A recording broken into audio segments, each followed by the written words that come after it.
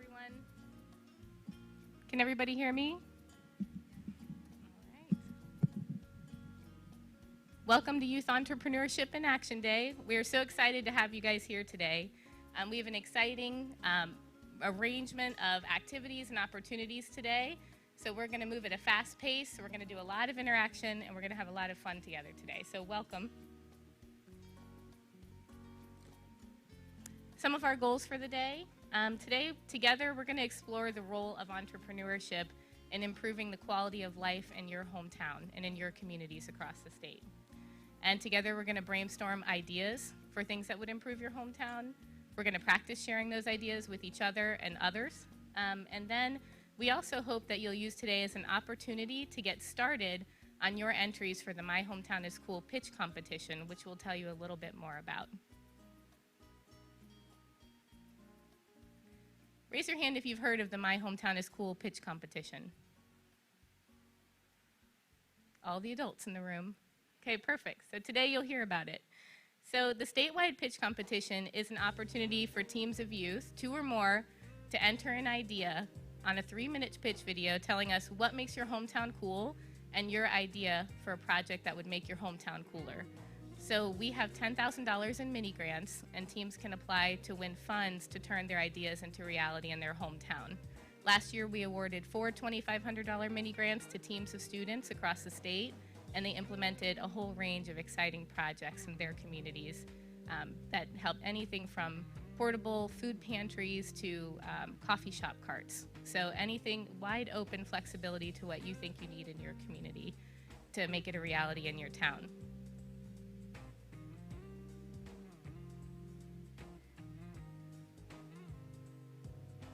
On our website for My Hometown is Cool, there are videos of all the winning entries. I was going to play one for you here today, but in the interest of time, so we can move forward, I'll invite you to visit that website and see what your peers across the state came up with and their ideas that were funded through the competition. So another quick note, we have some prizes to give away today. Throughout the day, we will be drawing prizes between each presenter. They include Bridging Innovation t-shirts, some WVU mugs, and 10 $10 gift cards, 2 $25 gift cards, and 2 $50 gift cards. So when you came in the door at registration, you got a raffle ticket. Please keep a hold of that, because in between presenters, we'll be drawing a bunch of prizes.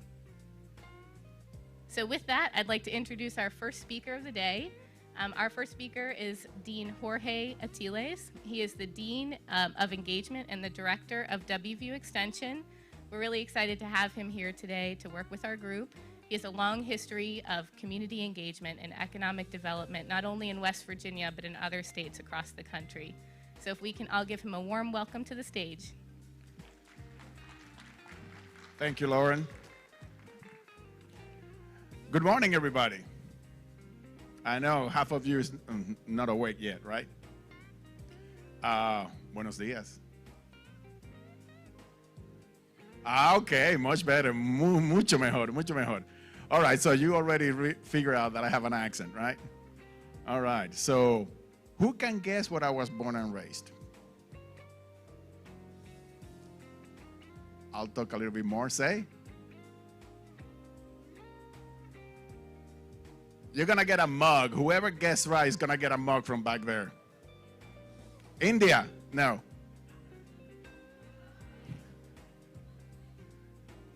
Puerto Rico? My grandfather was from Puerto Rico, but I was not. Mexico? No. Argentina? No. Colombia? No. Okay, I was born on an island, close by. No, we play a lot of baseball. Dominican, you got it. That guy over there. Give him a mug.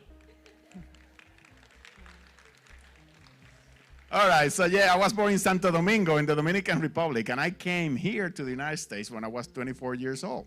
I learned English right away and went to college. Next door at Virginia Tech. Don't hold that against me. But I love being here in West Virginia. I've been in this job for a year and a half now, and I have the great pleasure of being here with you today. Yesterday, I was visiting our congressional delegation in Washington, D.C., and telling them about the great things that we do through Extension, particularly working with youth.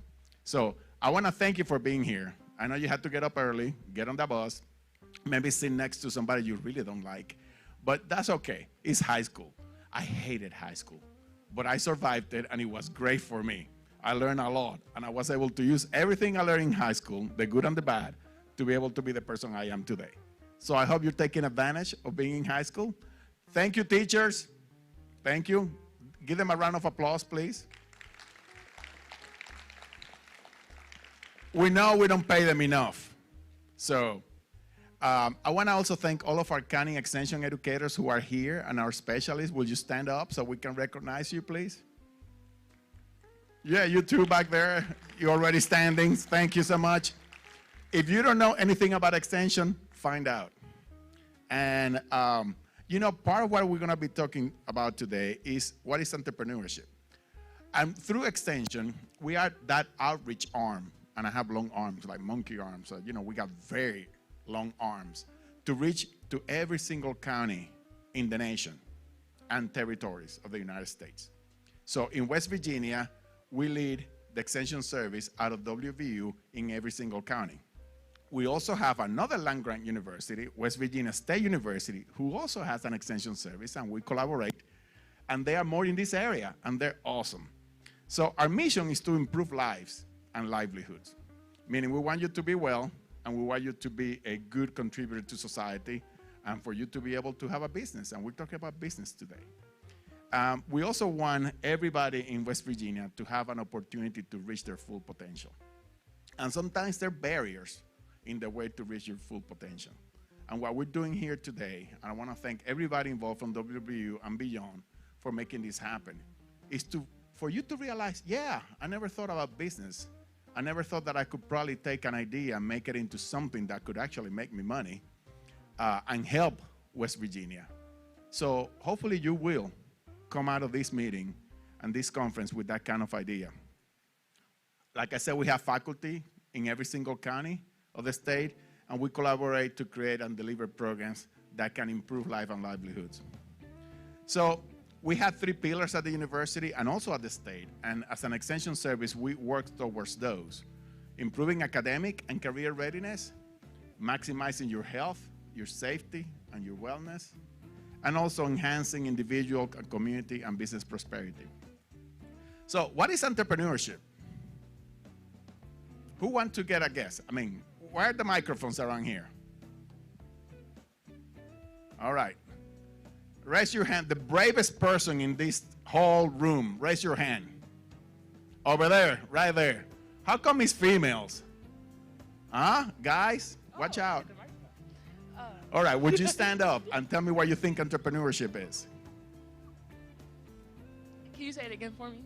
What is entrepreneurship to you?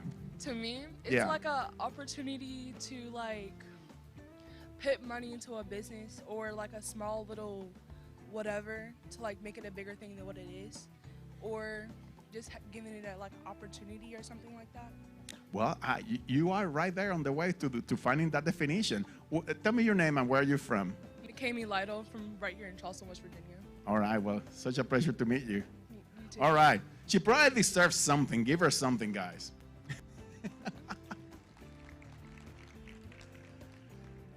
So I want you to all now take time to jot down what you think entrepreneurship is.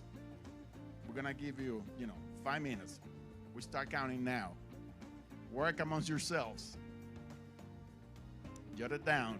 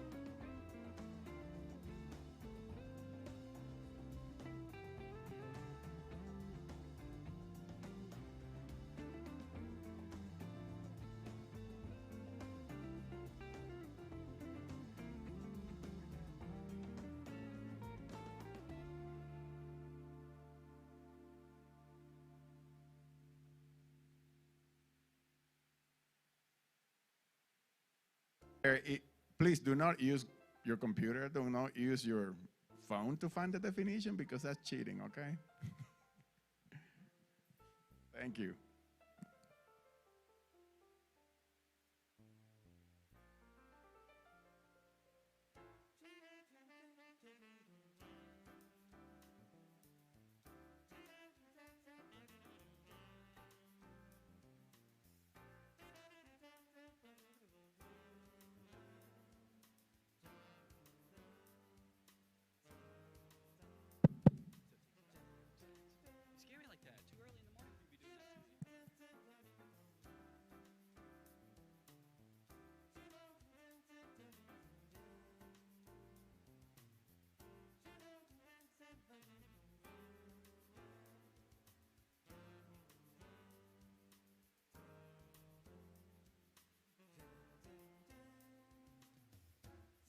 Scare me like that.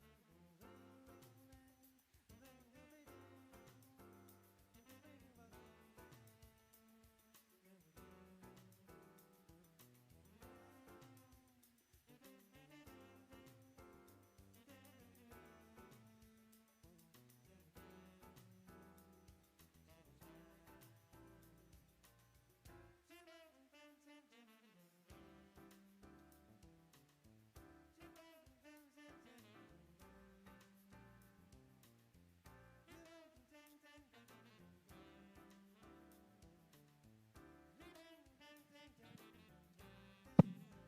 One minute left.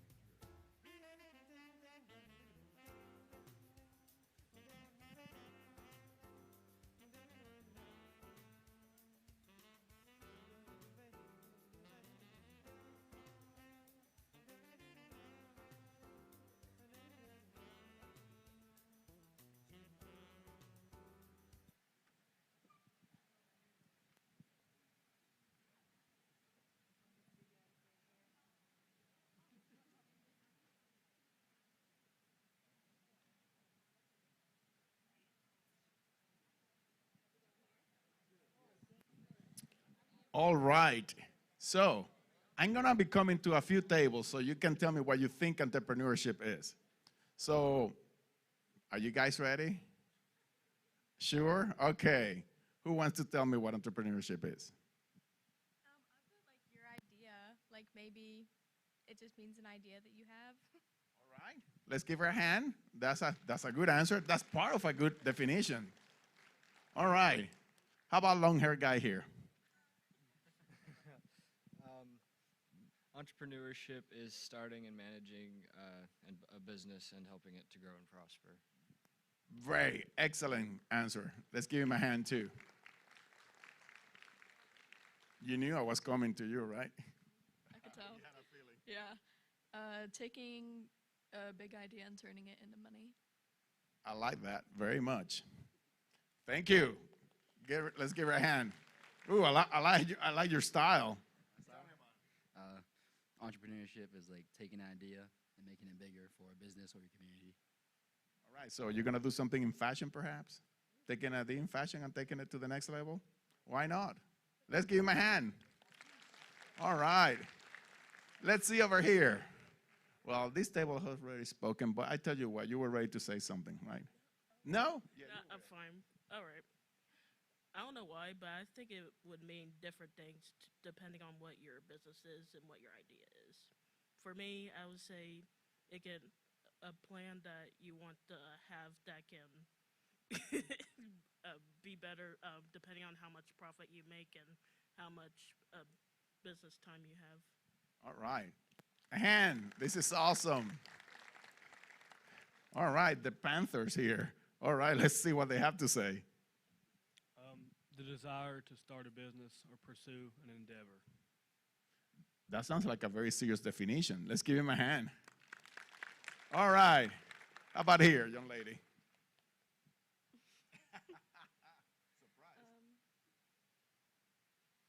An opportunity to create something from a new idea. All right. Excellent. An opportunity to create something from a new idea. All right.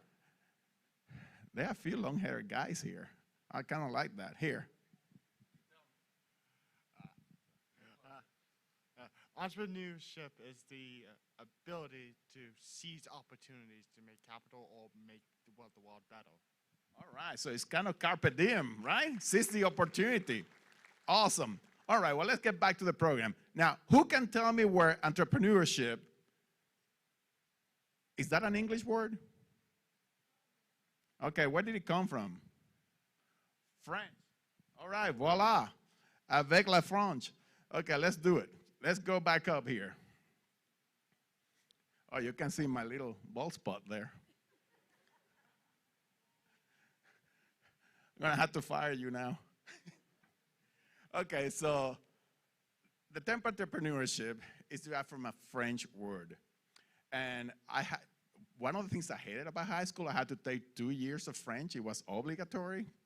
And I didn't learn a lot. It was very difficult. A lot of, irregular verbs. But I did learn a few things.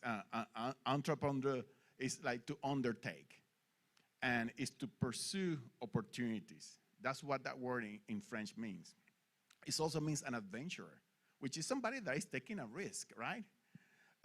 To fulfill needs and wants through innovation and starting businesses. It's a noun, of course, the activity of setting up a business or businesses taking on financial risk in the hope of profit. So everything that you all said here is right on target. It all fits into that definition of entrepreneurship. You come up with ideas, you decide to find the capital, and the capital might take different forms. It might be at the beginning just your effort, or borrowing money from your parents, or whatever that might be, and pitching an idea that somebody would like to invest in so you can realize it and do something with it. In our state, we hope that what you do as an entrepreneur will actually lift the state up, will create opportunity for everybody else. So think about that. You also have a public mission as a fellow human being and citizen of this great state to do things to help everybody. Now, the traditional definition is starting and running a business, generating capital. That's misspelled. But anyway, expanded definition, entrepreneurship as a way of thinking. Entrepreneurs are problem solvers, innovators, collaborators, and change makers. How many stories have you heard about people who have had to split up? They had an idea. The entrepreneurship idea was, we're going to be in this band, and we're going to work together, we're going to play around town, we're going to do all kinds of things, and then they break up because they were not able to be good team players, good collaborators. Don't always assume that because it may have been your idea that you're going to be doing this in isolation. You need to learn to work with others. And today you have an opportunity to work together in small tables and be able to figure out the assets that everybody brings to the table. We all have different talents. We all have different abilities. And each one of those abilities always has something to contribute. Even when sometimes you doubt that you can contribute, there's always something you can contribute to a new idea, a new job, a new entrepreneurship opportunity. So in the larger scheme of things, entrepreneurship is important. I already mentioned about the ability to lift the state up. Stimulating demand in a wider economy. Think about all those people that created, the COVID test kits, the masks. Man, I wish I had invested in something like that. It's too bad that, people have to die because of a pandemic. But even with something that is so awful as illness, people thought about ideas on how do we deal with something like this and came up with entrepreneurship ideas. Then you can nurture creativity. You know, that fashion idea over there, I hope you're gonna do something with it. Productivity, innovation, create more job opportunities because you may end up hiring people.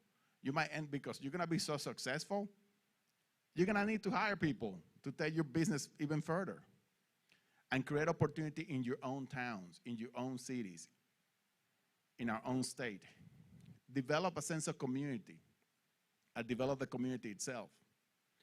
The ripple effect that it has too, you know, because when you create jobs, people are able to buy homes, people are able to buy cars, people are able to buy goods, which means you employ other people in the service industry, in the manufacturing industry. It's important for that too. It hopefully also makes the right kind of social change. You enhance the standard of living for many. You promote research and development because you have to figure out what problems we have and how we can use science to find answers to those problems. We got many problems in our state, many. And I hope, we have great hope that your generation will come up with answers to them and be able to implement them through entrepreneur opportunities. And the political and economic integration of outsiders is also a potential effect of entrepreneurship. In many states, you have, well, that's how West Virginia popularized itself. What was the opportunity? Work in the coal mines, right? This is a very diverse state, even if you don't think about it. I never lived in a place where there were so many Italian last names. When I went to Virginia Tech, my dissertation advisor, she was from West Virginia. Her mother was Polish. Her father was Italian. You got all kinds of folks that came from all over. A lot of people came from Spain, from Asturias here to work the mines too. So you see all kinds of last names, all kinds of people. And so that ability to integrate outsiders into a new economy for the state is how this great state was basically built. So you have the opportunity to continue to that diversification of knowledge and ideas and opportunities for growth. So 98.9% of businesses in West Virginia are small. And that's okay. But that tells you that a lot of businesses are entrepreneurs, are small people, business type that are really doing that kind of opportunity that employs 49%, almost half of the workforce in our state working small businesses. It has a great impact on the economy and on the quality of life. So I will, to finish up, I'm gonna share a few pictures and I want you to stand up if you believe the career reference could be an entrepreneur. All right, are you ready? All right, wake up guys, I know.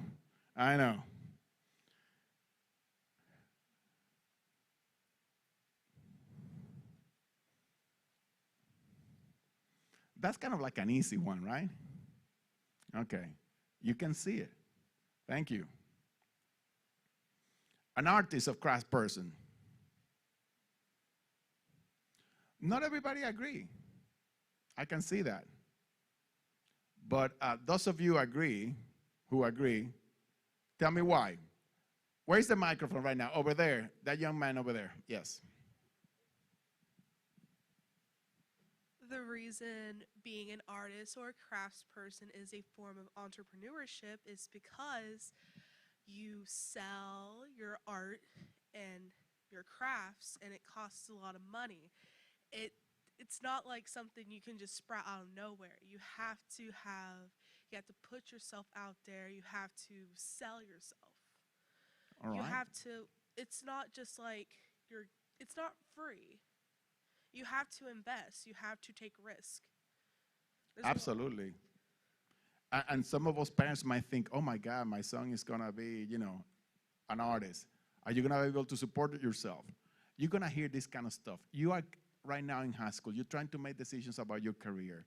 And you must go with what your gut tells you, with where you have the most passion.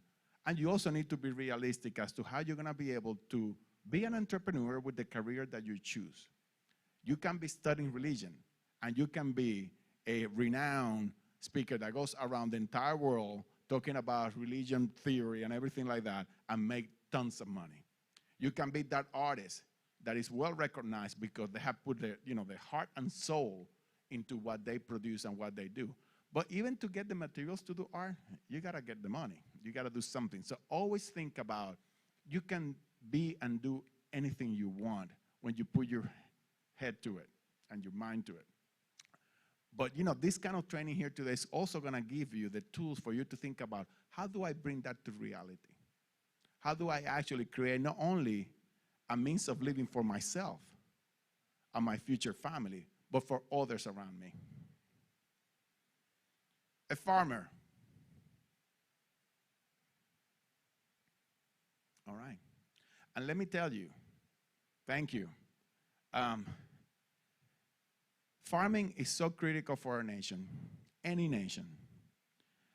When you think about what's unfortunately happening in Europe right now with the invasion of Ukraine, and we are talking, as an energy state, we're talking about, as a country, we should be energy independent, those kinds of things that you hear all the time in the news. We are not energy independent. We are also not food independent. So if we don't help, and we do this through extension, working with producers, with farmers, so they can actually utilize the resources they have to use it in a way that they don't have to waste money. Because you have to think about your inputs, right? And then your outputs. So if you have to over-fertilize something, you're spending money on fertilizers, which actually might also harm the environment. So when you do a soil test, and you talk to that county agent, and you figure out, okay, I'm trying to plant, this. I'm gonna create an apple orchard over there in the Eastern Panhandle. What do I need to do? So that becomes part of your business plan. So thank you for standing up for that. A web developer.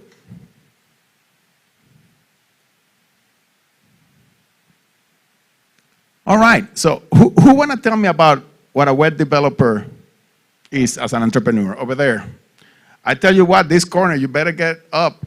Over there, they're winning the whole answer thing. Yes. So, like, Snapchat, that's a big one. Wouldn't it be a website, though? Mostly, like, any website, because we go on the internet a lot, especially my whole generation. Like, we keep our phones on us. Half of it, like, 99.9% of us right now have a phone on us right now. So like our whole lives are basically like the internet. So like web and stuff is really like popping up. That's because just our generation, just how it is. So like web developing would probably be like mostly towards my generation, but like they would make money from us because that catches our eyes, advertisements and stuff like that. Absolutely. So yeah, and actually, perhaps some of you are one of those influencers, and you are already being an entrepreneur by being an influencer and actually posting TikToks about products that you use, people catching that, and then you're getting a hefty check every month. I know kids your age that are doing that. I wish my kids knew how to do that. I want a good retirement home. I want to play bingo. I want to do all the good stuff that old people like to do in a nice place. That's another entrepreneurship opportunity. Landlord or real estate investor. Yeah, absolutely, right? You're renting, and if you're a good person, you're doing it right. You're keeping up with the property. And if you're a good tenant, you're respecting that property that is not yours, but that allows to leave you there.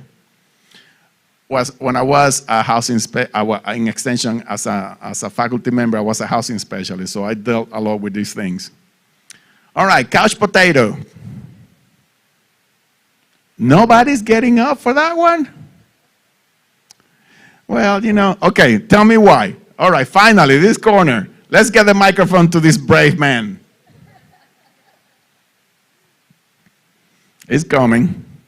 He just got off his couch potato situation there. There you go. All right, thank you so much. All right, what do I say? Well, why do you think a couch potato is an entrepreneur? Because you could do anything, really. Like? I mean, you could probably hope that your dad has a lot of money. All right. Let's give him a hand. So I think the point came across. However, there will be those folks out there that will tell you that they got a great idea while sitting on the couch, maybe playing some of those games that you all like, and decided, whoa, we don't have a game around this kind of thing. And then they come up with some sort of new game, and bam, they sell it out in the market, and now they're making, getting royalty money from that game that they developed as a web developer later. But so yeah, I mean, the typical thing is that don't be a couch potato. Don't waste your time. But you also need to have downtime.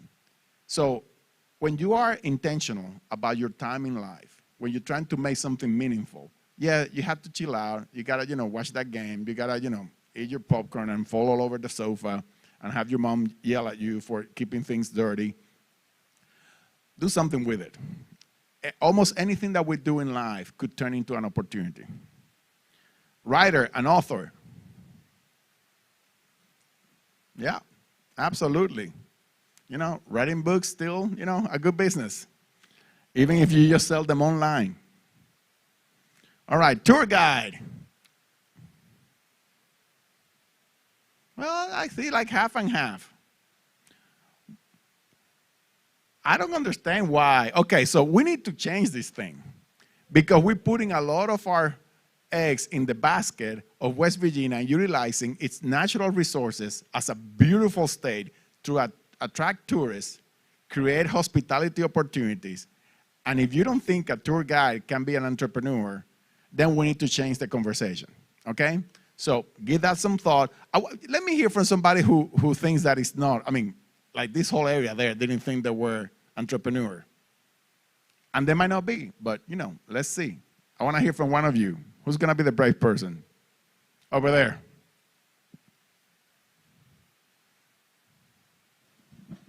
So like, there are people that know West Virginia better than people that are like visiting and stuff.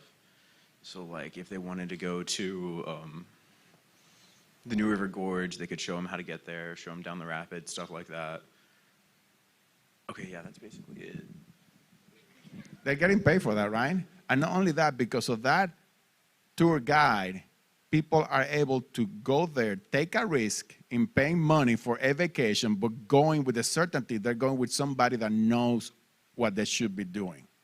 And creating opportunity over there in the river, New River Gorge, to be able to do things and eat at restaurants, go to those, rental places, and so forth. Buy art, see? Use an app. All right. So entrepreneurship is a career that can include the pursuit of your passion and purpose.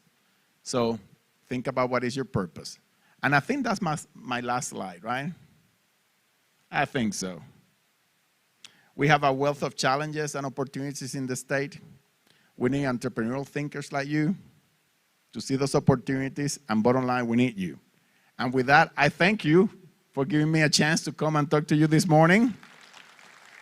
I'm sure you're going to have a phenomenal time today. And enjoy your time and absorb everything. Even if you're still, tired and sleep, you're going to get something out of this for sure. Thank you very much.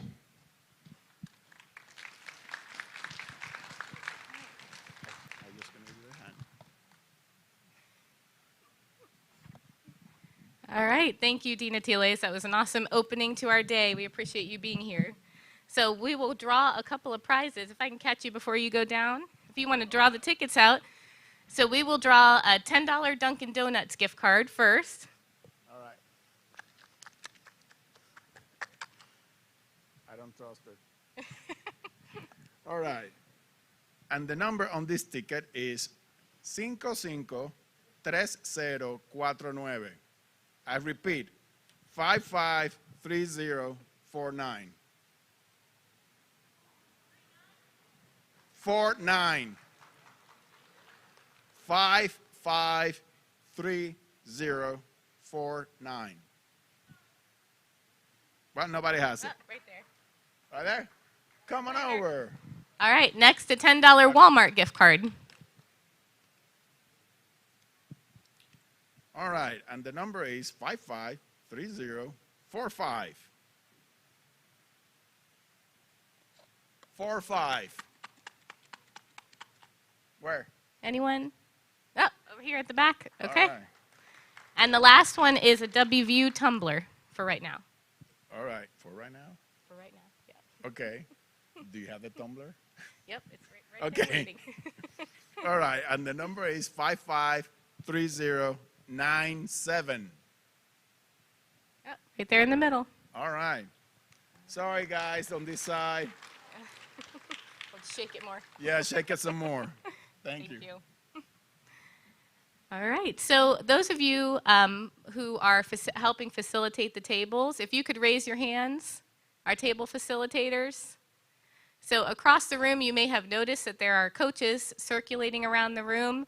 These are people for you to ask questions to. If you need extra supplies, anything along the day that you need, they're here to help you. So for the table facilitators, can I ask that you take the Post-it paper with the students' "What is entrepreneurship?" question and stick it to the back right wall, please? We'll put those all together. And in the meantime, I will introduce our next speaker. Our next speaker is Jocelyn Crawford, and she is an extension instructor in 4-H and youth development right here in Kanawha County. So raise your hand if you're here from Kanawha. All right.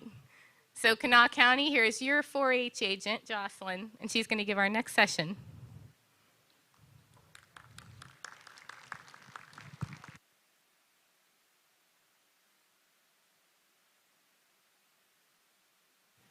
I'm going to move this a little bit. Okay. Can everybody hear me? Great. So, like Lauren said, I'm Jocelyn. I'm the 4-H agent for Kanawha County, and we are going to do an activity called My Hometown is Cool, and so is yours. Okay? So, why is it important that we recognize what makes our hometowns cool? So, it's going to encourage citizenship, which is basically making sure we're taking care of our community and our people in the community by recognizing the assets in your own community. So the word assets we're going to use a lot for this session, and that's identifying what we have to start with, right? So we're also going to develop a sense of pride in our community by pointing out the sort of things that are awesome about where we live. And we're also going to use this to start with what we have, and it's important for what we call ideation. So if we know what we have to begin with, then we can identify what more we need to make our hometown even better.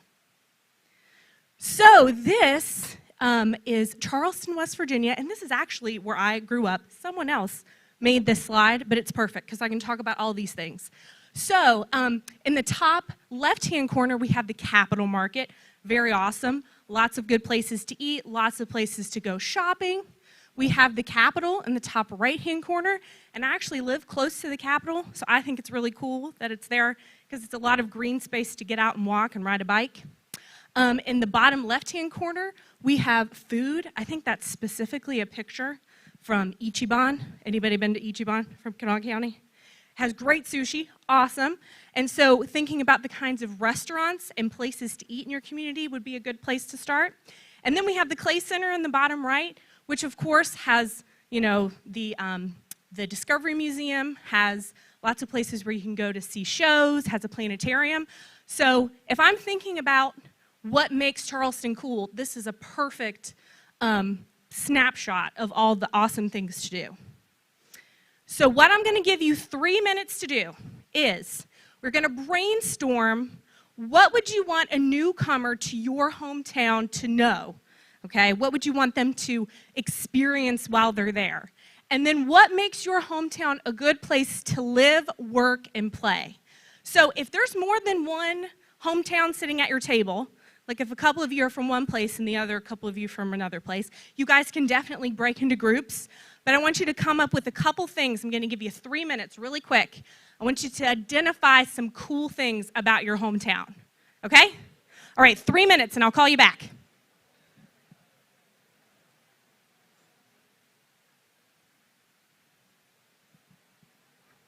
Going to get my phone. I need my phone. They can write it on the Post-it note if they want to. So when you're brainstorming, you can write it on your Post-it note, or you can just chat about it. Up to you.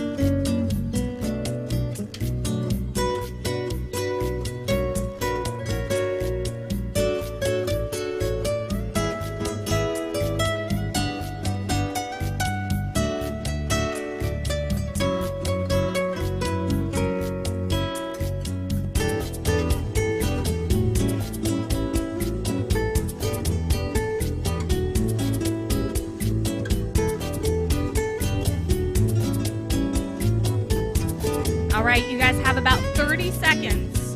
No pressure. Just want to give you a time update.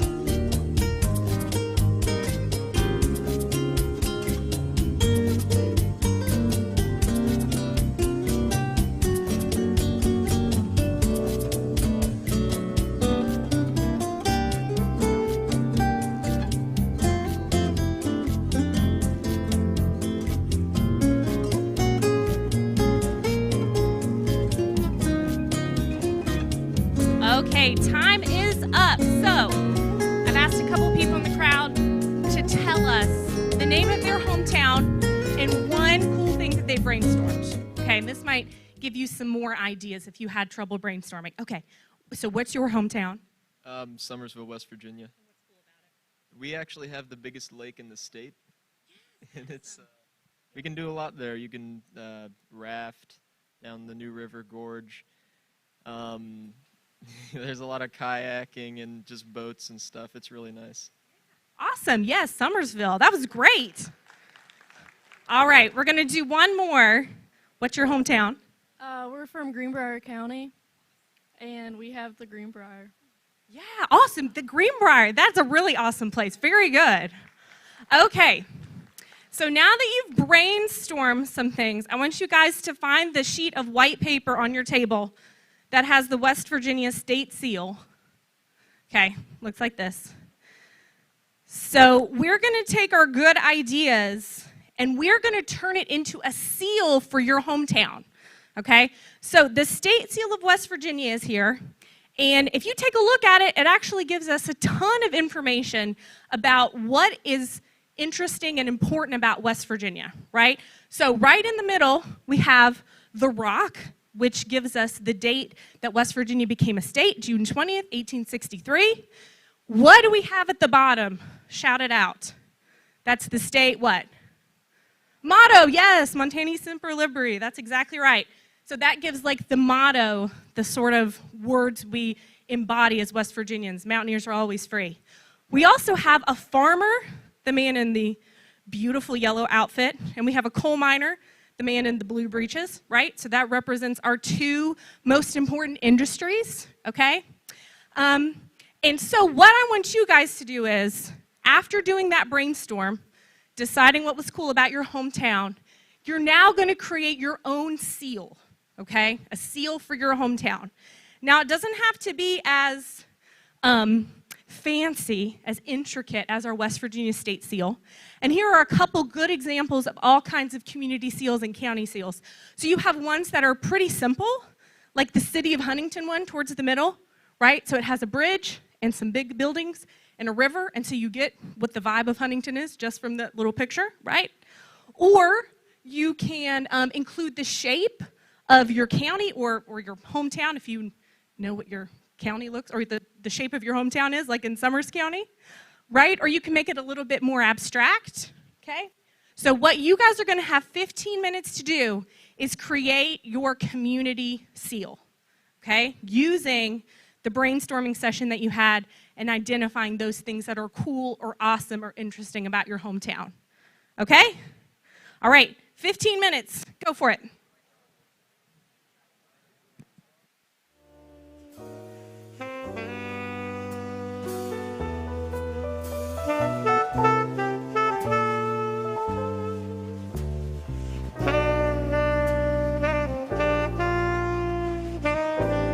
Okay. Oh, hey there, I'm back. You're gonna draw these large on your sticky notes. So if you've got more than one hometown at your table, you wanna pull a sticky note off, okay? And you guys can set up on the floor. If you guys need to move to another table to have a little bit more room, you can, okay?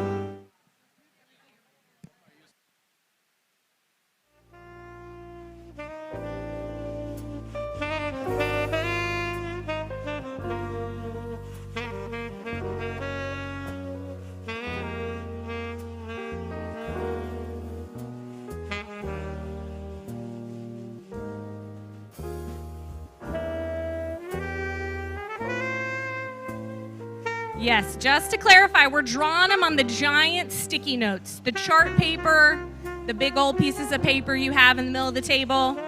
You should have some markers and some pencils. If you need another marker or a certain color, I'm sure other people at other tables will share with you.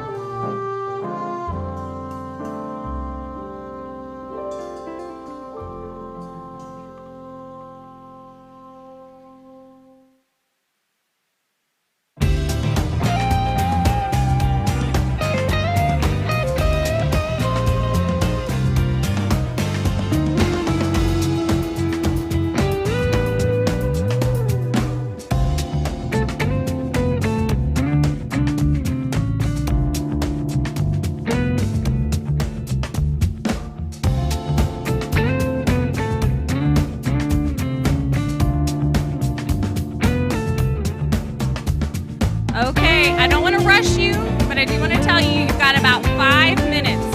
So I know some of you guys have made beautiful sketches on a small sheet of paper. Now it's time to maybe draw that big on one of our giant sticky notes, okay? So you got 5 minutes.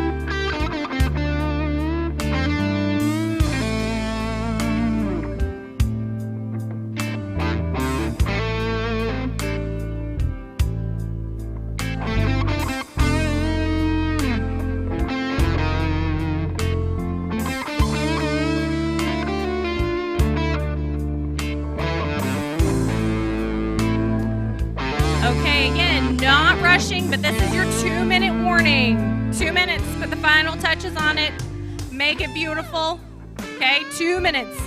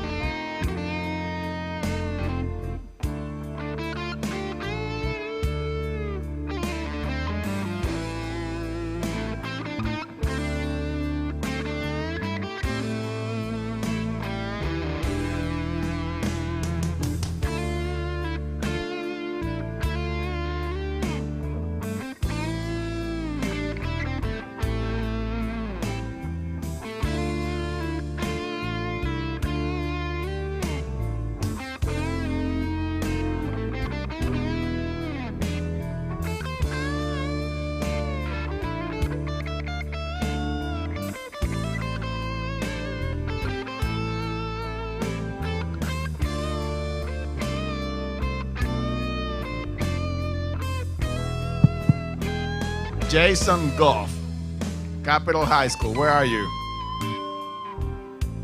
Jason, come over here, please.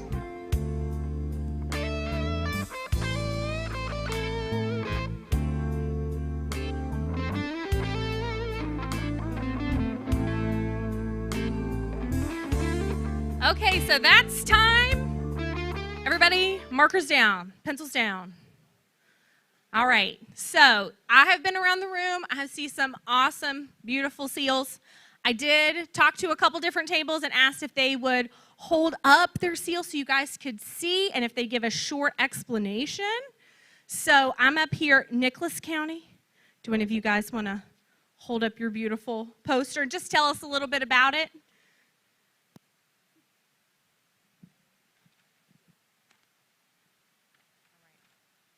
Hold it up so everybody can see. Ooh, very nice. So can you tell us a little bit about it?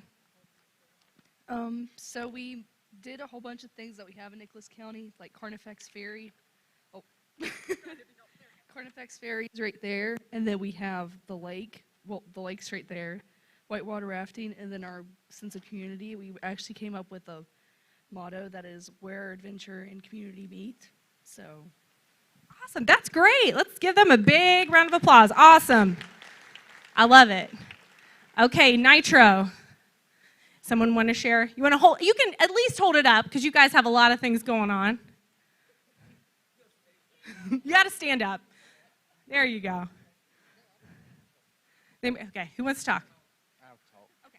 So right here we have the there's a park, there's a football field, basketball court, and there's slides, and then off across Lane's exit, there's a Mardi Gras casino, and then we have a World War I museum, and then here's the lake, and then Rodneyar Lake. Awesome. And then established in 1917. Yes, awesome. And can you guys, because every child from Nitro, why is Nitro called Nitro? Anyone? No. Right, that's where they made nitroglycerin, right? In World War II, or World War II, right? World War I? All right, excellent. I'm going to go over to Lincoln County next. All right, so hold up your beautiful seal and tell us a little bit about what you got. You want to come? Oh, okay, perfect. I want to make sure you can get on the camera. All right, what do you got? Okay, so we're from Lincoln County. So there's a lot of small businesses in Lincoln County, so we have a woman in a business suit riding a four-wheeler because of the Hatfield-McCoy trails behind our county, and it says LC versus the world. We put that as our motto is because it seems like, it feels like the LC, Lincoln County, has always been like put back as like this really bad county, rated with all this bad stuff, but we do our best to, we do our best. We have a lot of small businesses that are actually very nice. And yeah, so we have our businesswoman on a four-wheeler. Very nice. Awesome. Thank you so much. Okay, so what I want one person from each table to do really quickly while we wrap up is take your big old Post-it note, and do you see the wooden wall all the way over there? We want you to stick it on the wall. Tall people try to stick it up high because we got a lot of seals going over there.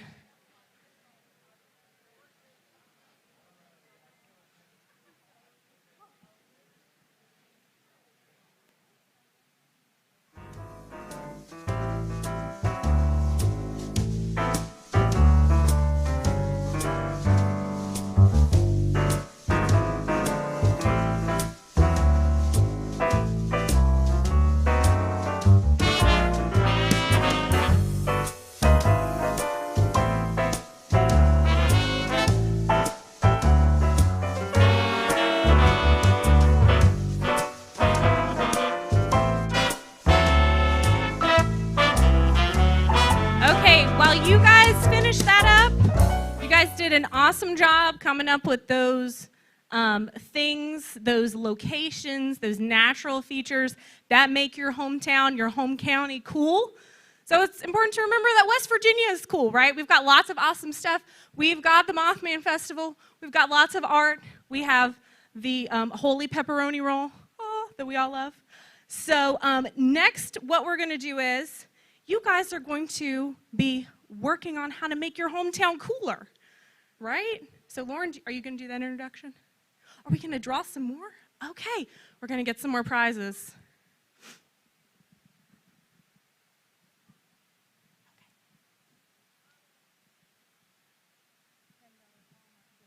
All right, we're going to do a $10 Walmart gift card. So get your little purple raffle tickets out. Okay. We have 553141. 553141 for a Walmart gift card. No?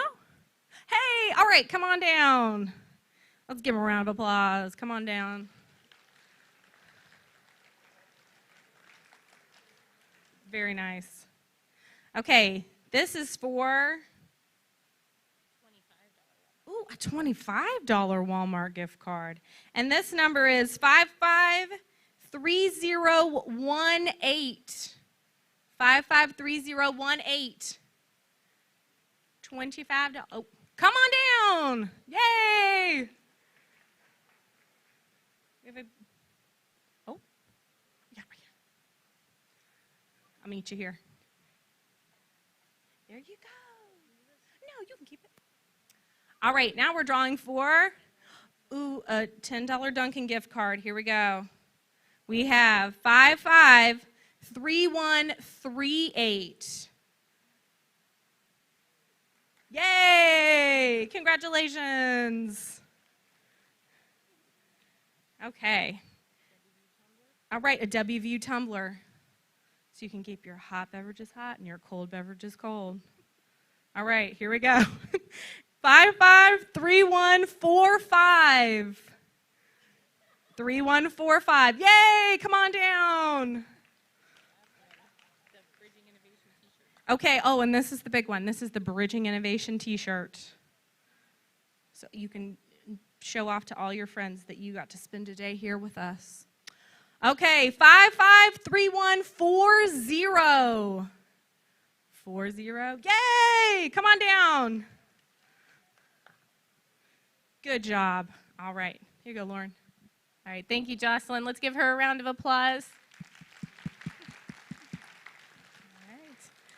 So our next presenter is Dana Wright. Dana is the Family and Community Development Agent in Logan County, West Virginia. And she's going to share with you how to make your hometown cooler.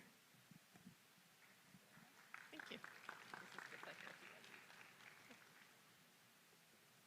So now that you all have taken some time and developed your counties or your hometown seal and talked about some of the things that are cool in your county. Now we're going to dig in a little bit deeper, and we're going to take it a step further, and we're going to talk about what is it that your county is missing that would make it cooler than it already is. So we only have a couple things to keep in mind with this project. We first want you to start with what it is that you have in your county that makes it very unique. And then also, the second thing is we just want you to use this time this afternoon or this morning to actually just take the first step. And what I mean by that is we want you to just take the opportunity to be creative and think about what it is that you would love to have in your county that may not already be there. Just to give you an example or an idea of that, let's say you have a community park that maybe is missing something and you're like, well, we have a lot of my friends who like to skateboard. Maybe that would be a nice addition. Or if you're in a rural county like I am, where there are what are known as food deserts, you can come up with an idea for a farmer's market. This is your opportunity to create something that's will make your county even cooler, or your hometown even cooler. And as I said, it can be anything. Now, sometimes when we give you that mandate and say, go tell us what would make it better, sometimes you might think, well, that's not really, the best idea. But some of the best ideas and the ones that are the most successful are the ones that just solve a simple problem. So I want you to be creative, and I want you to think, it's okay, don't worry about failing, okay? It's okay, you've got this. And so we just want you to take a few moments and do that today. So, when I say this, we want you to think about something in your community that is bugging you, okay? That you would like to solve, okay? Then brainstorm possible solutions to that issue.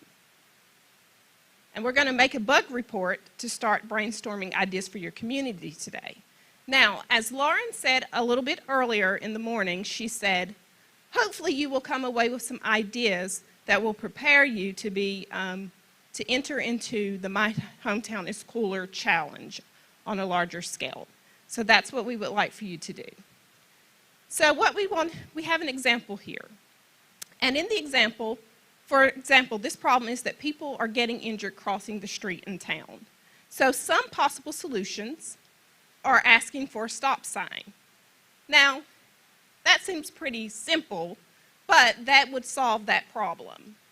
And then also, you could also create a cool, colorful crosswalk that will attract attention and slow down traffic. So these are just some examples of some ideas that you can create to make your hometown even cooler. So this is how we're going to do this. On your table, there is a blue sheet of paper. We want you to jot down 3 things that bug you or that are bothering you about your community. And then we want you to take the next 15 minutes or so and brainstorm 3 to 5 solutions for each of those problems. Yes. So you are already in your groups, most of you, when you created your seal for your town, so you can work together as a group to come up with those solutions. Something that's bugging you and some solutions. And I will leave this example up here so that you guys can refer back to it.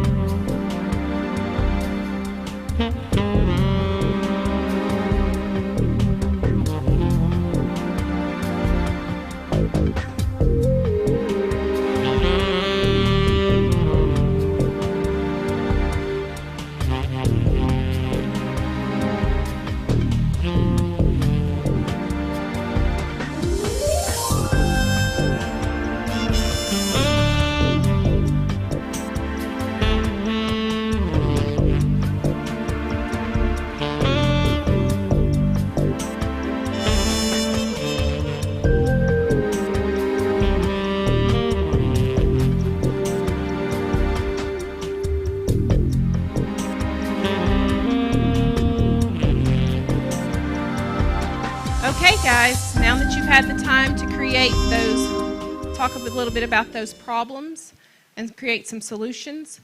What we now want you to do is to circle the solution that you would like to use for the next part of our lesson, and make sure at your table that you select one, and then choose your favorite.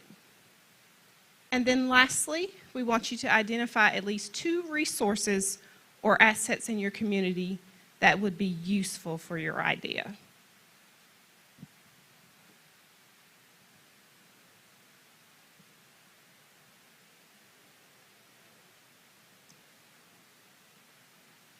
So remember, circle your favorite. We're getting ready to use it again here in just a moment.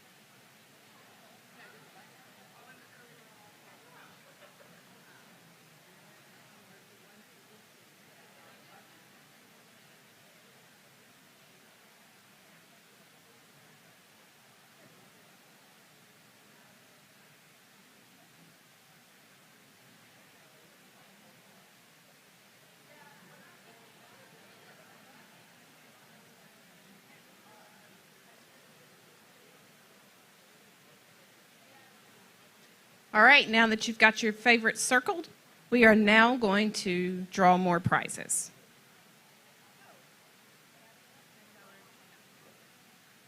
This one is for a $10 Dunkin' Donut gift card, and our winning ticket number is 553048.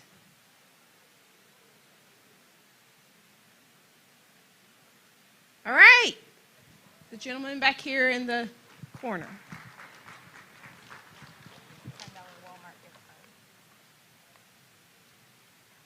This one is for a $10 Walmart gift card, and our winning ticket number is 553119.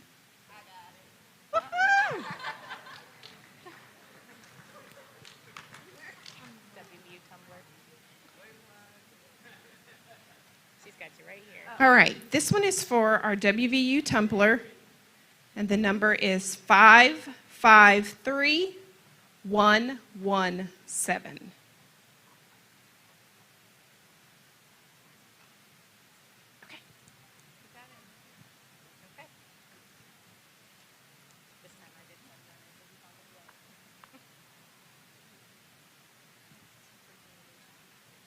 right, and for a Bridging Innovation t-shirt, we have ticket number 553039.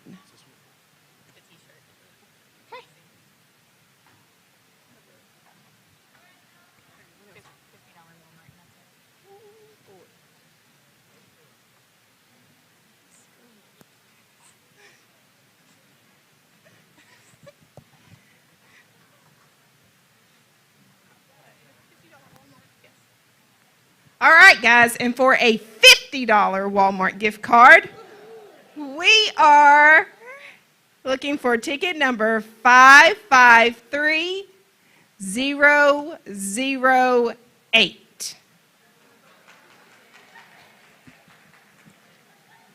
All right, thank you for playing.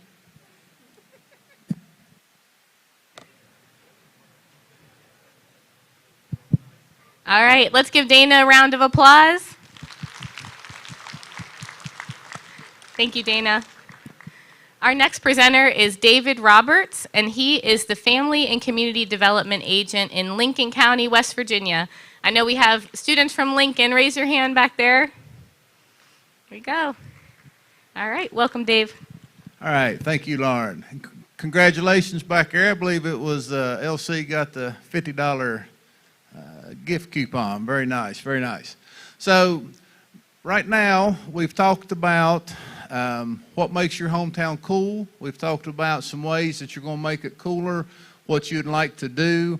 So now we need to look at how are you going to share your idea? How are you going to go out and tell others about what you want to do, how to get them on board, how to essentially persuade them to join your cause and what's going on. And with that, like I said, it's just simply, and we're going to go through kind of quick, but just communicating.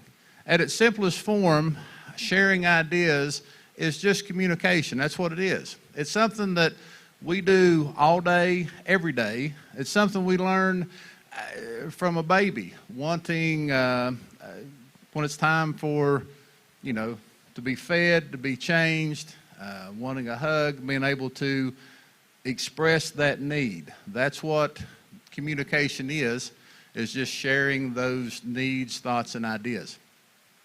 However, whenever we do any kind of needs assessment or talk with individuals, communication skills is something that often comes up that is needed.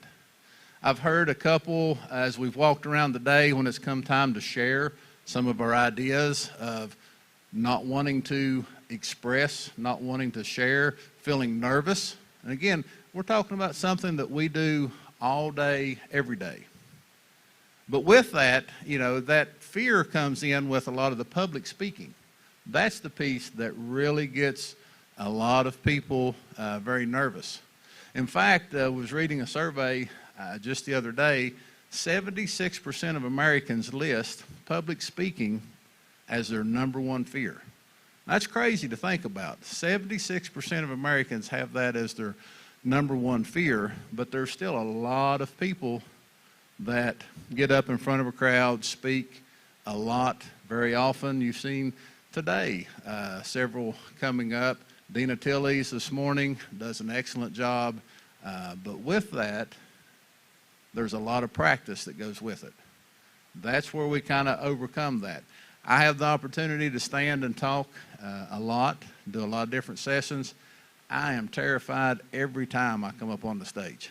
But it is through a lot of practice and repetition is how you kind of get over that, kind of knowing what you want to say. You'll see a lot of people that seem to or have a very natural flow, kind of ad-lib, go off the cuff. That's all practiced. There's a lot of practice to that. We have any golfers in the room? I believe there's a tournament starting today. Should have some pretty good golfers in it.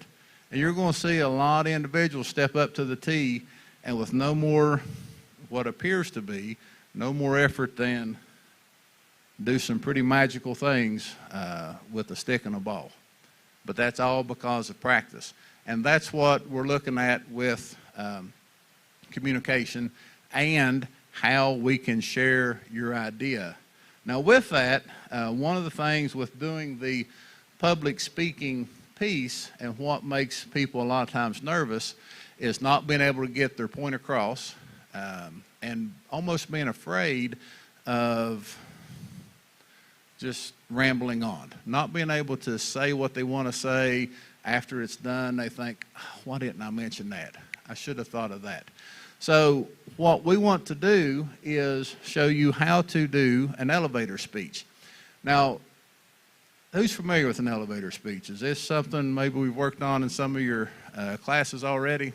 So what we're looking at is thinking about the time it takes to get on an elevator. You only have a couple minutes to go between floors, and you want to be able to express your idea and share your idea about the community, how quickly you can do that.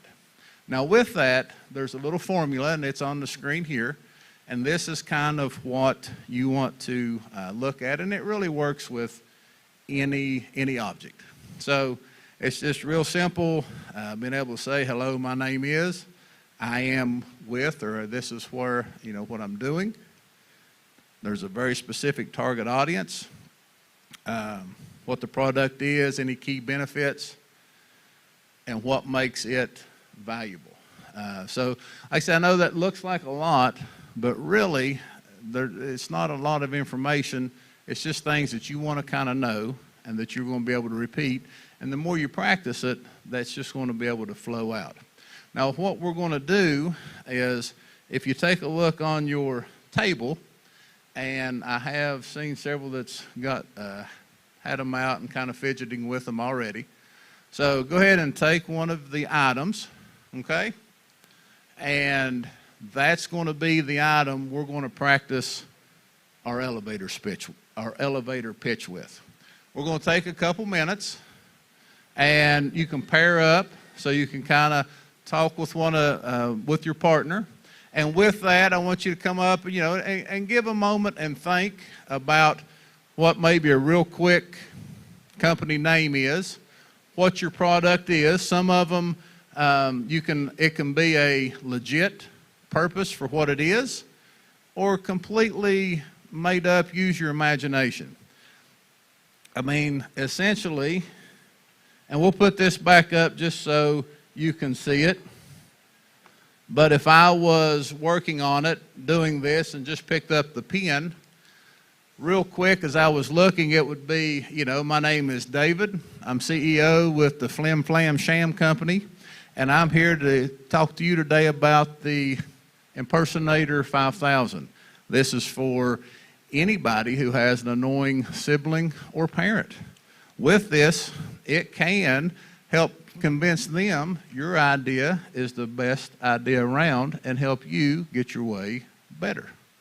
So, real quick of ways to make your item fit in to what's on the formula there. So we'll go ahead and, I believe, 10 minutes. How about 7 minutes? So we'll go 7 minutes.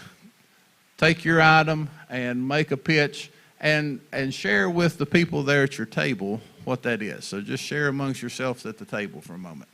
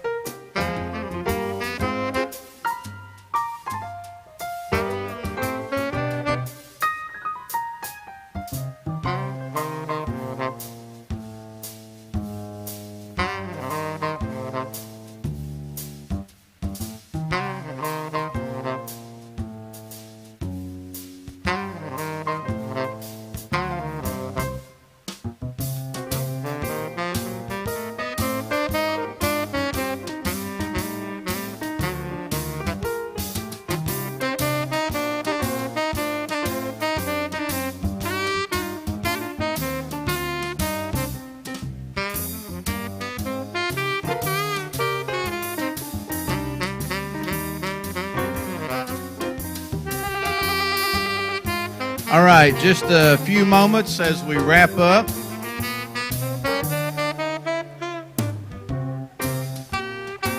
So as you was going through with your product on the table, did that make sense? Kind of putting it to this formula? Did that work? Was you able to do that? Any problems with that?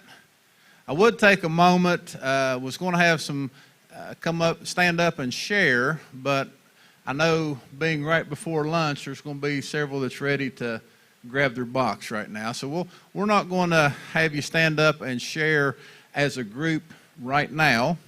But I would ask that, one, you kind of either write this down, or we'll send this out to all the participants just to have this formula. Because what I want you to think about is your community idea.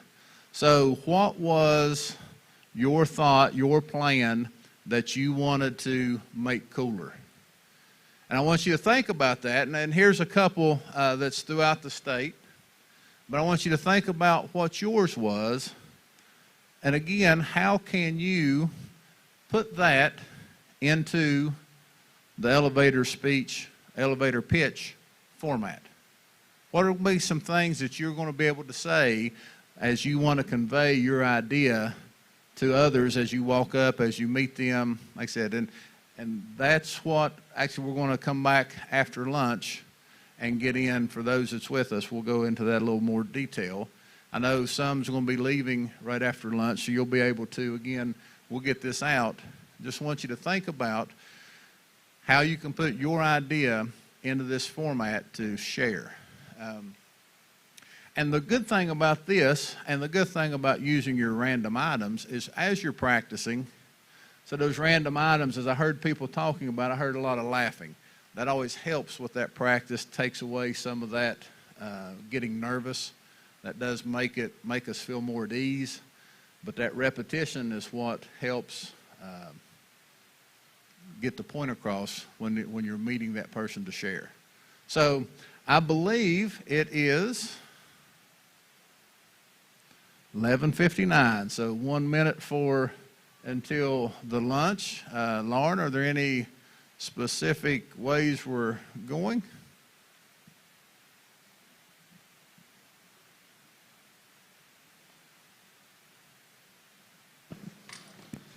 All right.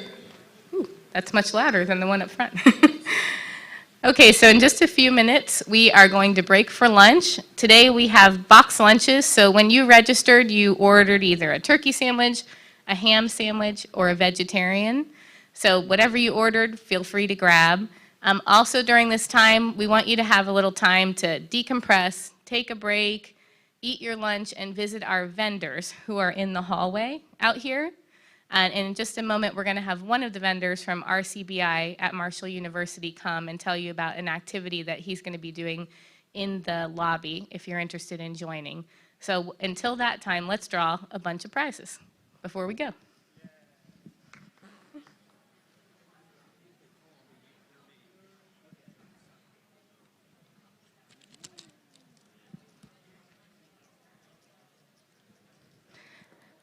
Dave, do you want to draw tickets from up there? Do you have them back there, or are these the ones? Those are them. All right.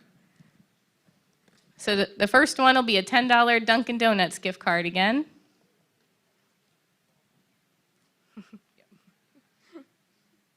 And the number is 553108. Thank you. There you go. All right. Congratulations. And then we have a $10 Walmart gift card. And the Walmart card goes to 553043. 3043. All right, everyone's right here. Very good. And then a $25 Walmart gift card. We'll get down in the bottom on this one. All right.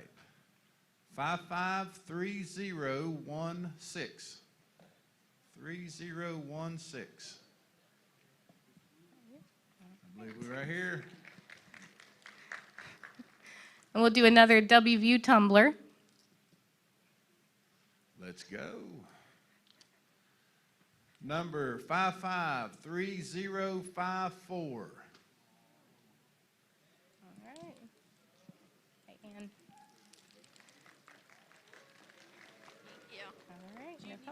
Nope, thank you.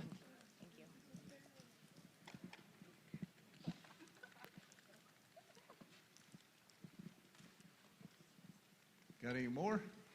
That's it for now. Thank God I had a ticket pulled. All right, Uh, we'll put well- that one back in. Well, we can do one more then. If you already, did you put it in? Nope, we're doing one more. I'm Okay, pulling we'll the do a one. $10 Walmart gift card. All right, 553104. There you go. 3104. All right.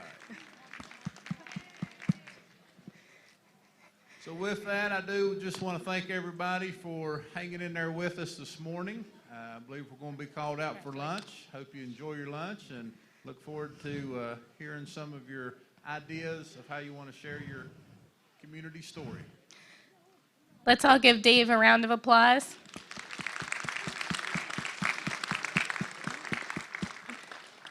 All right, and Deacon, if you'd like to take the stage, Deacon is going to share just a little bit about an activity that we have in the hall for those of you who are interested.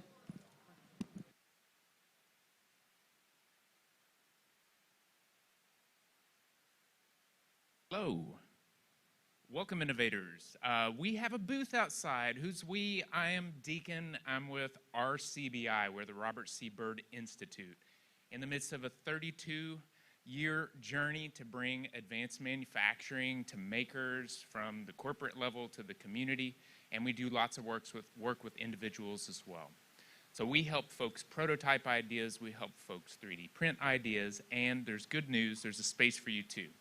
At our Huntington location, we have a maker space that you can access with an affordable fee, dozens of 3D printers.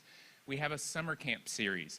You will see a flyer on your table if you come to my 3D printing pen exercise, and I want you to take this with you. We have scholarships available for those who might have a challenge meeting the camp fees, and we're bringing back in person this year, hooray. In these camps, we do 3D printing, 3D design, 2D design so that you can operate a laser cutter, vinyl cutter. We do soldering, coding, and programming. We introduce people to competitive robotics platforms like the new RAD drone competitions, which we host at RCBI. So we are part of Marshall University, and I'd love to see you at our booth right out here. You'll see a bunch of tables set up with 3D printing pens. I know some of you may have worked with 3D printing pens in the past. The cool news is you get to build in 3D, and you kind of are the 3D printer. This may be your only opportunity to actually 3D print, because apart from a 3D printing pen, I've never 3D printed in my life. That's what the 3D printers are for. So it's a great gateway into understanding what it takes to deal with different file types, different model types, and to prepare models for 3D printing. And when you unlock that, you unlock some real cool potential. So this is one of my favorite 3D printed projects lately. It's a self-landing Falcon 9 rocket. We only have about 8 hours of print time in this entire model because we were very creative about how it was set up and generated. We wanted to dispel that myth that 3D printing can be slow and can be small, right? So come over and learn a little bit more about it. And there's one other model I have a little passion for right now that captures how 3D printing is changing the face of design. When we understand a manufacturing method well, we're able to take that knowledge back to the drawing board and design objects that are made for 3D printing. And this is a single 3D print. As you can see, it's a very popular print you can find on Thingiverse. It was engineered by groups over the course of time, and it's brilliantly made. It comes off the build plate and is an entirely functional object. What's so fascinating about it for me is that this object cannot be disassembled because it was never assembled. Its assembly was simply an accident of the orientation or the arrangement of the parts on the build plate. So come over to my table, play with the 3D printing pen, ask me some questions, grab one of our camp flyers, and learn about the frontiers of 3D printing. And many of you are going to be working careers that are adjacent to or maybe directly in advanced manufacturing and design. And I'm telling you what, it is a really rich playing field. So I'm very happy you're here and happy to talk to you at our booth right out around the corner. I'll see you there. Thank you, Deacon. Okay, so we are going to dismiss you to get your box lunches by school. So first, let's do Lincoln County High School.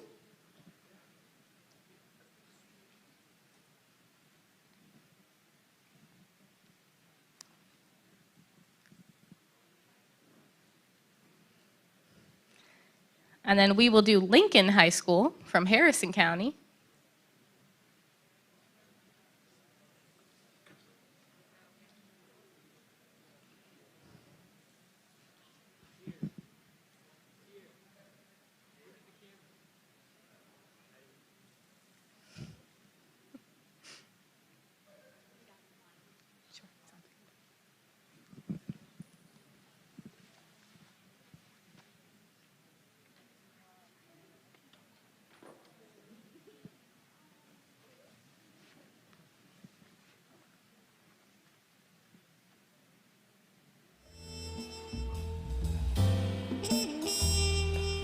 All right, Mingo Central High School.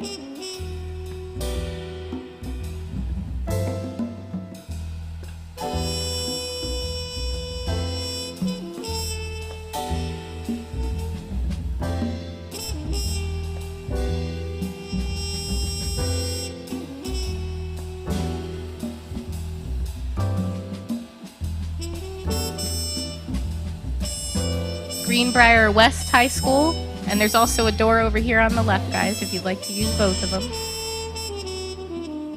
Your right, my left.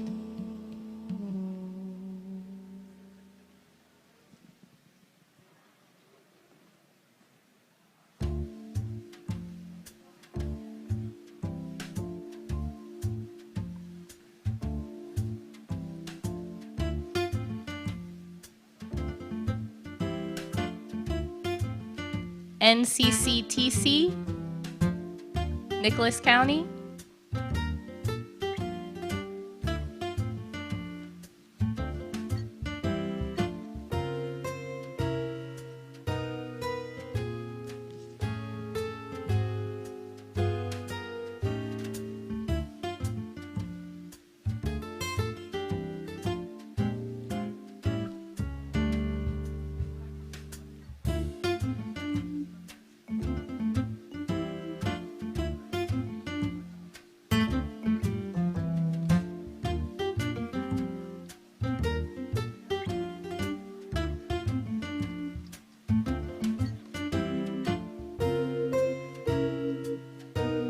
Nitro High School, Kanawha County.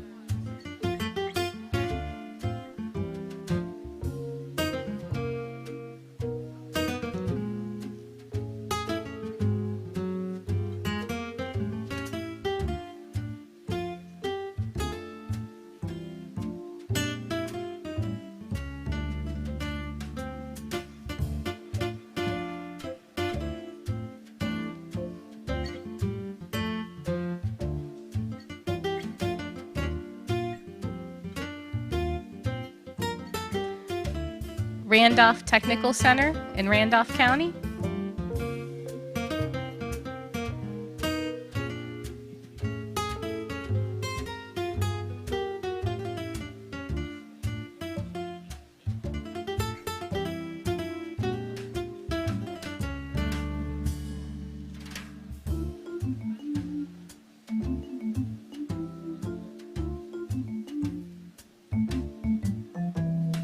Magnolia High School, Wetzel County.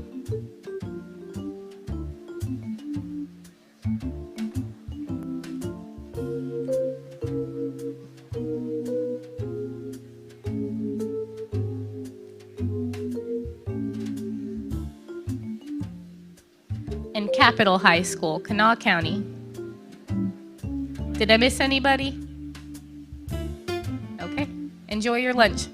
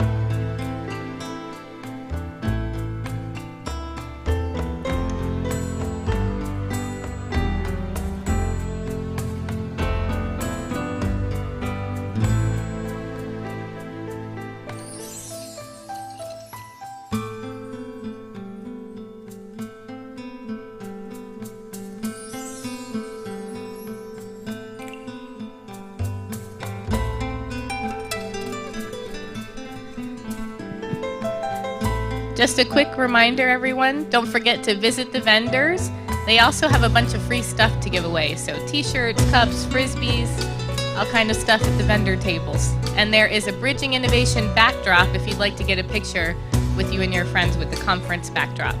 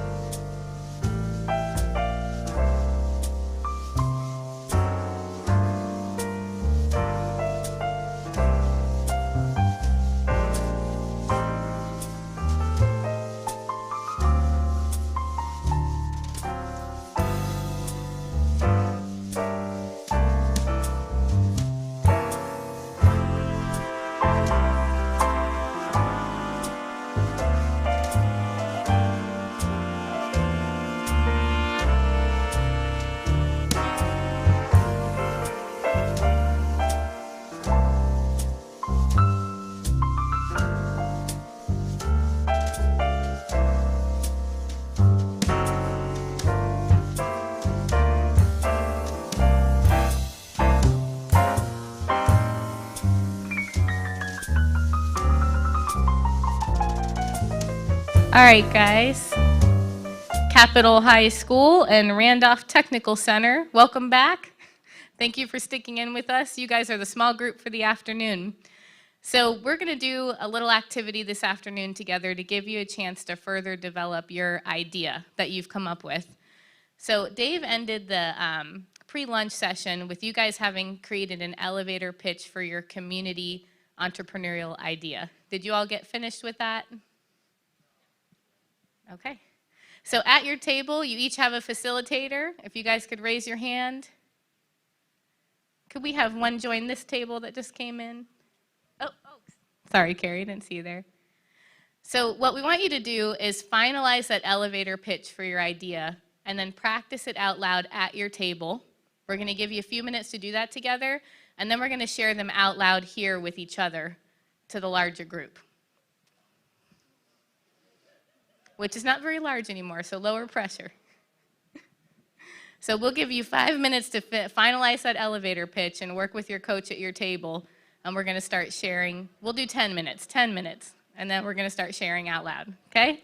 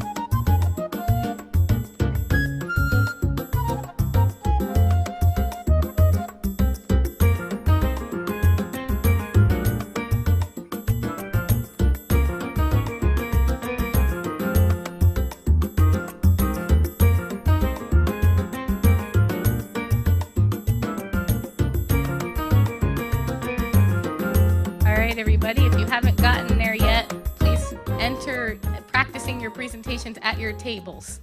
So stand up at your tables and give your elevator pitches to each other.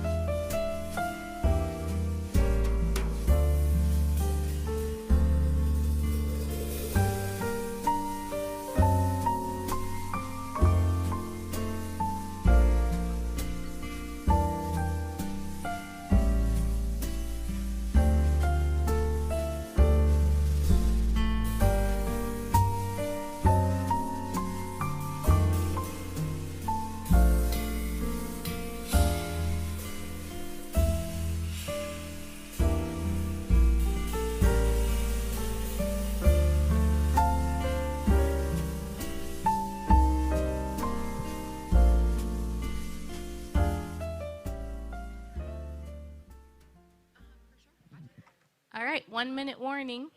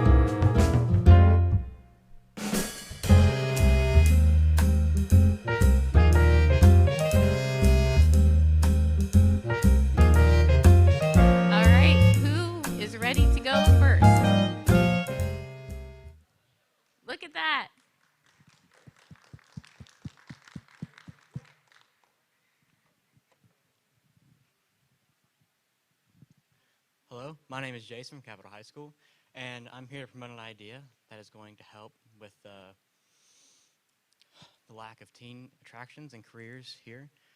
A lot of people leave the state, and I want to help try to fix that, and a lot of people here that like to come in and have fun. So New Transition is going to be an idea that takes the mall and turns it into a multi-center. Instead of turning it into a hotel or just tearing it down, this is going to create new jobs for everyone. It's going to create a reason to be here. And I think it's what we really need right now, especially with the jobs. All right, thank you. And thank you for going first. Were you guys one group at this table or more than one? Okay, good job, group. Who's next? Over here? Uh-huh.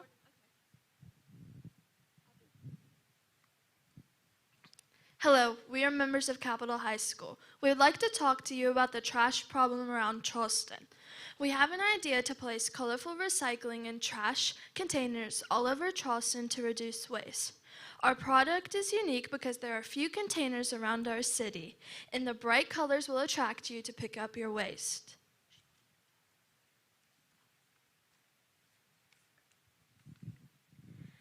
This is a community service opportunity to people in our city, specifically like high school students, to paint the containers.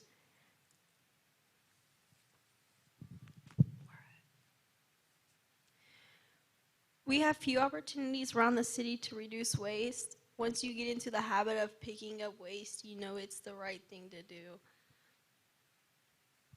That's all we have. Good job, guys. Who's our next volunteer? All right, back here.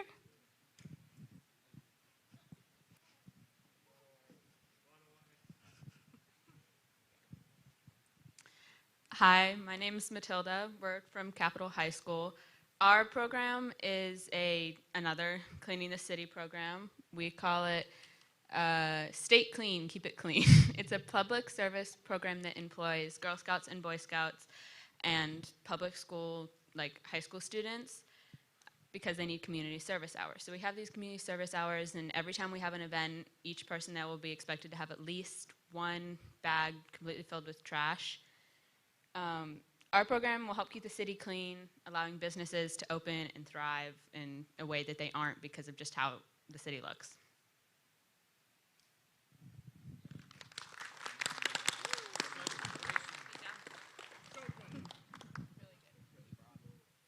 What about you guys? Who's giving the presentation at this table?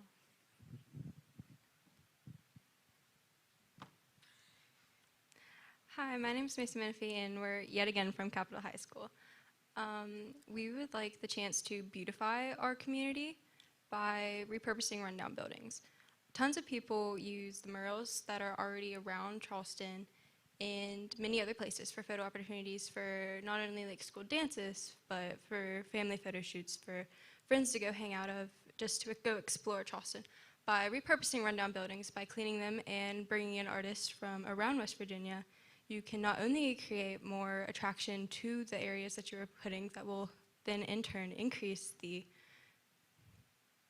businesses surrounding them and the foot traffic, it will also bring in more people possibly to want to view these and to have the chance to create their own opportunities of presenting their artwork. And this will also in turn help them with their artwork, raising awareness for themselves so they can create more business for them in the future.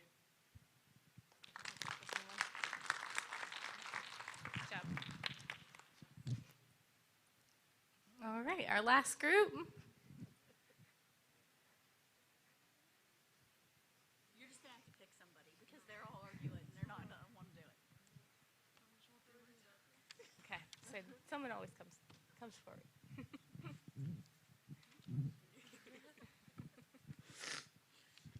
Hello, we are Randolph Technical School Center. Our problem is that there's nothing to do in our town. We have a bowling alley, but it's dirty. And we have a movie theater, but it's way too expensive. So we came up with teen night downtown. So we have a bunch of shops and like restaurants around. So they'll just stay open a little bit later, and they'll just reduce the costs and sales and stuff like that. And then we'll bring live music and bands, and we'll have a bunch of other fun things for the teenagers to do. This will happen just like once a month.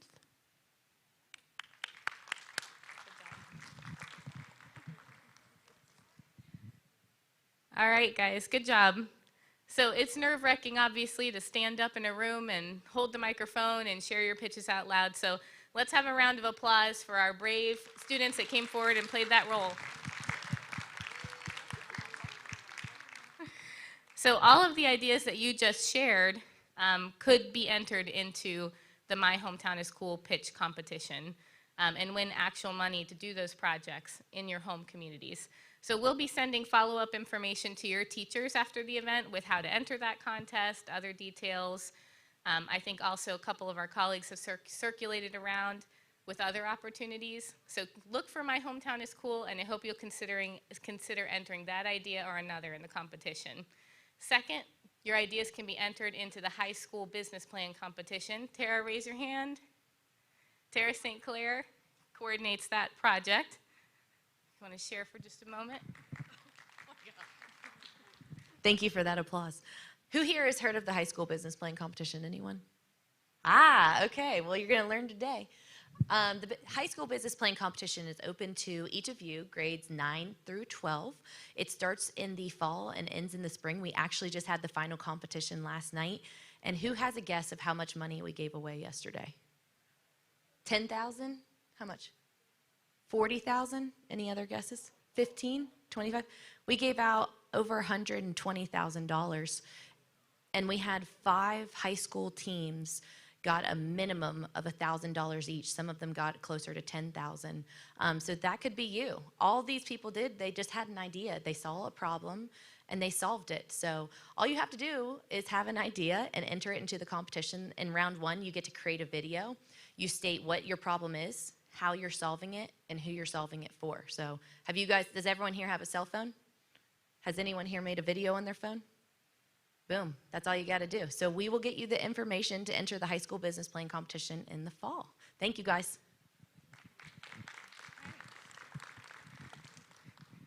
All right, so with that, let's draw the last couple prizes.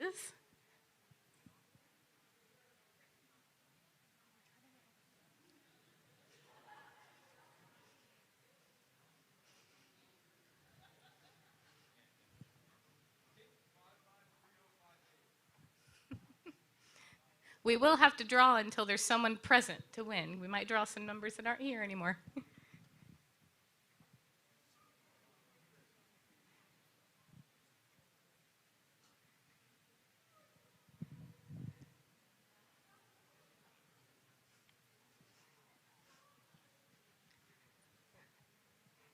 Hey, Sarah. Can I get you to draw some numbers? All right, so left we have 2 WVU tumblers, a $10 Dunkin' Donuts card, and a $50 Walmart card. That's right. So we'll have Sarah Wamsley from the, am I pronouncing that correctly? Sarah Wamsley from the West Virginia Department of Education. Before she draws these numbers, can we just give her a round of applause because she coordinated registration for the whole state to make sure you guys could come today.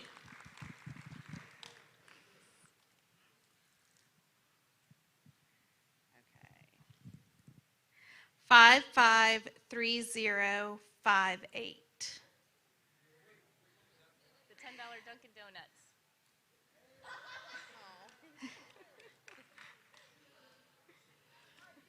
It'll seem better when you're eating them all. So now we'll do the 2 tumblers. Okay, this one's for a tumbler. 553041.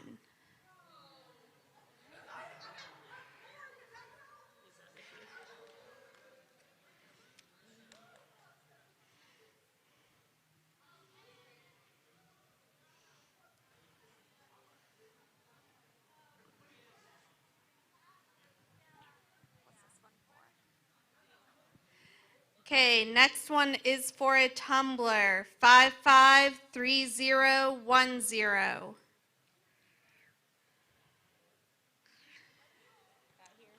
553064.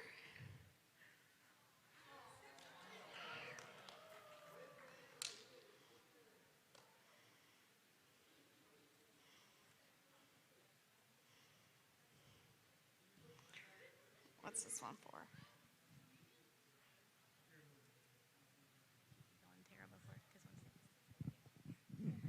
All right, our final prize is a $50 Walmart gift card. So just before I call that, Tara and Bill, can you raise your hands in the back? One more quick thank you to them. They co-chaired the entire conference all week and built this youth engagement opportunity into it.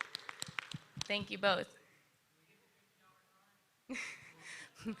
I don't think so. I don't think that would fly here. 5, 5, 3, 1, 4, 9.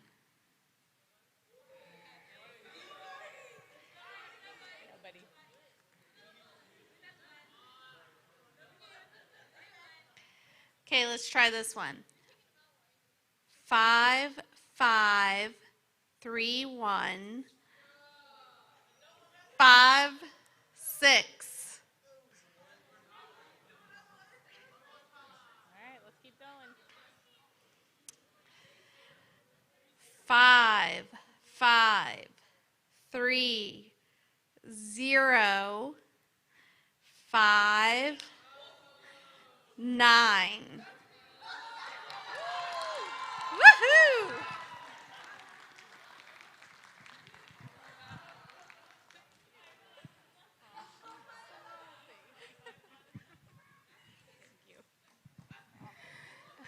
All right, congratulations all. And anyone who didn't win a gift card, don't forget we still have freebies to pick up on the way out.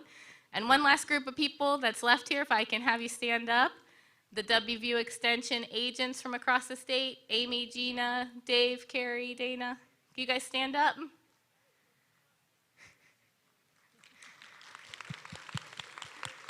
All right. This event wouldn't have been possible without this crew either. And coming here today, and keep in mind in your home county, you have a WVU Extension office and you have agents there who do programs with youth. So if you don't know your county office, please reach out and find out about 4-H camp, Energy Express. Mark, raise your hand. Mark is also with our WVU Extension crew with Energy Express. A round of applause for Mark. We hope you'll reach out and join some of the activities going on in your county. And then last but not least, of course, let's have your teachers stand up.